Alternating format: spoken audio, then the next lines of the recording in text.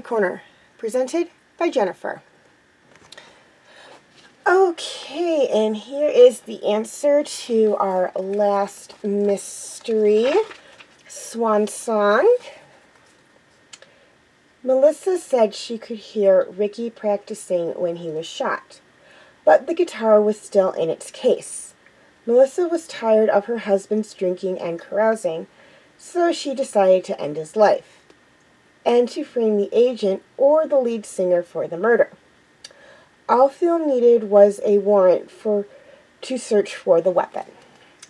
Okay, so for those of you who were correct, great job with your sleuthing skills and detective work.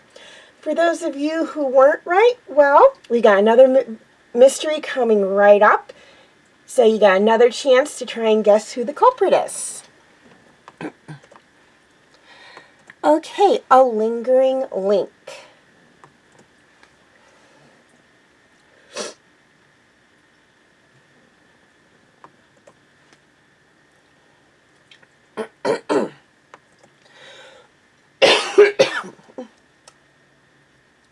Thank goodness you're here, Laura Dawson greeted Detective Christine Kay and Sergeant Bill Morgan when they came to her front door.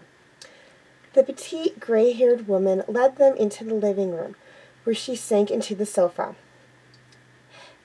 "Tell us what happened, Mrs. Dawson," said Detective Kay. "I had a doctor's appointment in town. When I got back, my front door was ajar. I came in and found all my jewelry and $200 in cash had been taken." Sergeant Morgan examined the front door. "Looks like the lock was jimmied," he announced. "They say bad things come in threes, and this week proves it," Mrs. Dawson cried. "First, my car had to go to the shop for expensive repairs. Then my doctor told me I need a hip replacement, and now my home has been burglarized." The detective and her partner headed back to their cruiser. But before they'd even pulled away from the curb, another call came in over the radio. "A second robbery," Kay said. "Let's head over." Edgar Baker, a retired salesman, had returned from the afternoon wedding of his niece to find his front door standing ajar and his pocket watch collection missing. "I'm sure I locked the door," Mr. Baker said, frowning, "but I admit I'm a bit fuzzy. I had a couple of drinks at the wedding."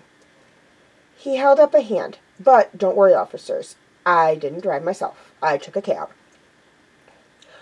"See anyone suspicious around here lately?"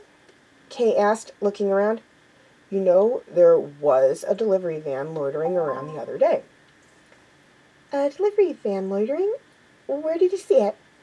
"I was waiting for my ride when this van pulled in front of my house. The driver sat for a few minutes looking at his clipboard. He drove away when the cab came." Back in the cruiser, Morgan said, "Well, it could be something." "Could be," Kay agreed. The next day, another call came into the station, this time from Mrs. Viola Dow. "Mrs. Dow lives in the same housing community as our two victims," Kay noted. The elderly lady's story was similar to the others. She had gone to the hair salon and returned to find the front door broken into and her jewelry and her late husband's coin collection stolen. "There never seems to be a policeman around until it's too late." She glared at Kay and Morgan. "A week ago, someone stole my car, so I had to take a taxi everywhere. You people haven't managed to get my car back, and I suppose I'll never see my jewelry and my husband's coin collection again either." "Was anything else taken at the time of the car theft?" "No, but I said that was bad enough," she replied. Back at the station, Kay studied her notes diligently. "Here's what we know," she said. "Our perpetrator is stealing small items. No TVs or computers. All his targets are within the senior community, and all are within a 2-day time frame." She frowned. "What's the connection?"